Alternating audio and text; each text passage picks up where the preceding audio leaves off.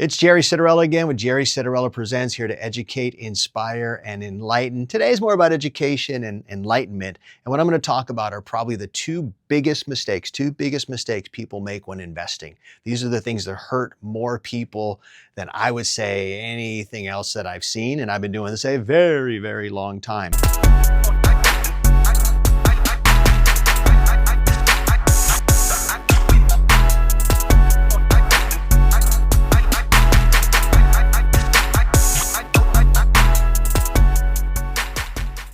So the first one, we're going to jump right into it. Then I'm going to talk about it, give some examples and some basic advice. So definitely listen. This is important stuff from someone who does this every single day for decades. So the first one is emotions. Emotions are horrible. They have no place in your investment portfolio. And then the second one is, I don't know, potentially worse. I don't even know, but it just doesn't make sense. Listening to people that have no idea what they're doing. So I'm going to talk about that one first because it's probably easier to get through and probably something that you go, yeah, that makes a lot of sense. And then we'll spend a little bit more time on emotions and really talk about how this year, especially 2025, we're in August right now, how emotions really hurt some people this year. So the first one that I mentioned was listening to people who don't know what they're doing. Like seriously, would you ever go to a plumber for dental advice? I mean, it just makes no sense to me that so many people ask their friends or their family members or someone else for investment advice when these people, I don't know, maybe they have a little money, maybe they have something going on, but they're truly not professionals in it. And I see so many people get hurt that way. I see a lot of people that say, oh, so-and-so said that I should do this. And when I, as a professional, look into it, it's horrible advice. Or typically what it is it's a stock that's taken off. And this actually runs into emotions a little bit as well. Fear of missing out, FOMO. A stock is taken off. Somebody tells them about this stock and they want to buy it, or they do buy it. And ultimately that stock has run its course and they buy it about, I don't know, a day or two before it comes down. So what I call it is cubicle investing. And this is very typical in 401k plans that people have at work or any other retirement plan at work, where someone leans back in their cubicle and goes, hey, I'm doing my retirement plan right now. What did you do? Now, I don't care what you do, but if you're not a financial professional, if you're not an investment professional with years of income, why would anybody think you're qualified to give them advice? So whether you work in a warehouse or a sales place or whatever it is you do, I respect all professions, but why would you lean back to someone who doesn't do this and say, what are you doing? So I think the first piece of advice is, if you're looking for information, get that information from people who actually know what the heck they're talking about.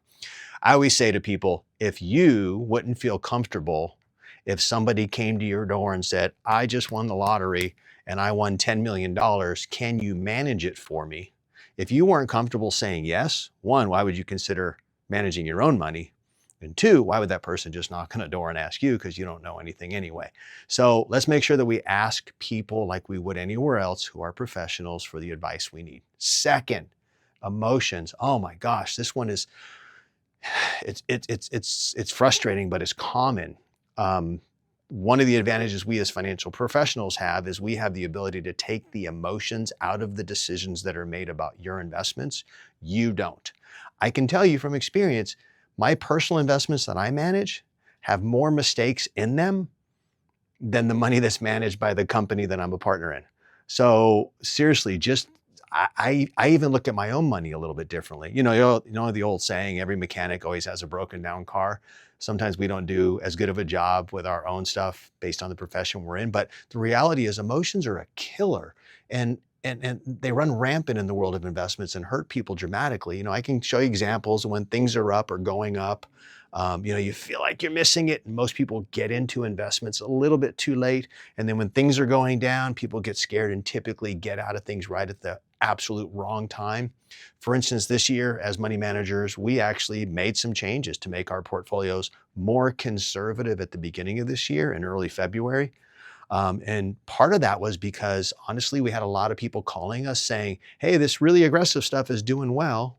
Why don't we get more? And it was a place where we felt that the emotional aspect of people's concern about missing out on an opportunity was starting to drive prices too high, because we have been in those same things for years and overweighted those things before they were high, professional investing. But the emotional people, the reactive people, were trying to get into it too late. And that's when we got out. Then the markets came down a little bit. Then obviously we also had the situation at the beginning of this year with a new president and tariffs, and there was obviously a ton of emotion around that. Not getting into politics too much, but obviously politics these days are affecting people's psyche and ability to make decisions, just to say it. A lot of people are making very, very poor decisions based on their political beliefs, political concerns, and they're just not making a lot of sense. So then we had a big crash after the tariff. Well, I don't want to call it a big crash. We had a dip after the tariffs were announced. And honestly, we again saw a lot of people making very, very bad decisions based on emotion and concerns that were unrealistic. We had people calling us at that point as professionals. We got a little bit more aggressive on the beginning of April when the things were down pretty dramatically, and took advantage of that run up, where unfortunately, and this is the sad part for me, and I keep telling people this, I'm very, very saddened by how many people lost so much money this year based on the emotional decisions they made and when they sold out of their investments because of those decisions. Not many people sold out before the dip. A lot of people sold out right at the bottom and still haven't gotten back in.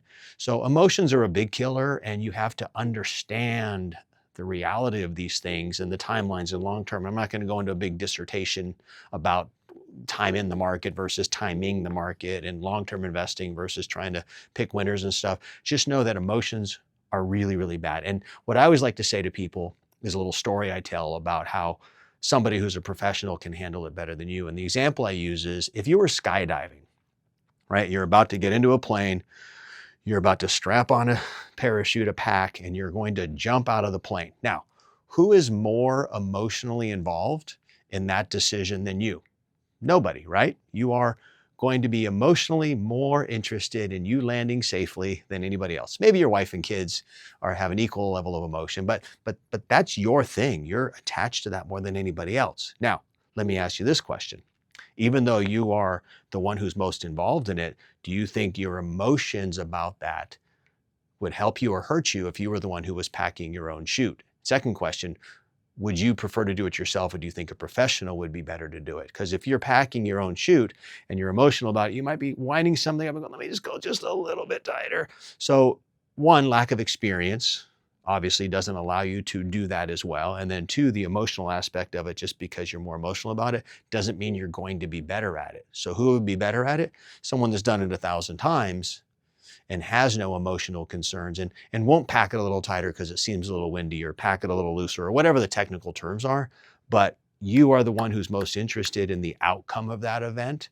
But there's professionals who can help you get that outcome much better than you could on your own, even though you're the one who's most emotional about it. So I would say asking people who aren't qualified, emotional interactions, emotional interference, and really having that get in the way of true good decisions. I've heard so many people over the years say, well, I know I shouldn't have done this, but it just felt. And the felt part outweighs the I know part, and the I know part should typically almost always outweigh the felt part, because feelings have no place. Now, once in a while we get a little gut feeling, but that's a little different. And a lot of our gut feelings are based on years of experience. So I wouldn't call it really a true gut feeling based on emotion. It's more of a gut feeling based on experience and things we've seen. And even though sometimes something should go one direction, we can still kind of feel it a little different. So let's call it an educated emotion versus an uneducated, irrational emotion. So think twice before you ask someone that has no clue what they're doing. You don't go to somebody who's extremely overweight for diet tips, right? You don't go to somebody who flunked out of school in 3rd grade about an educational path, whatever it is. And you also don't let your emotions get in the way of successful investing. So be smart, be wise, be educated, be enlightened, and then you'll be inspired to do what's right. So hopefully this helps. Emotions, asking people who don't know what they're doing, 2 biggest mistakes people make. See you soon.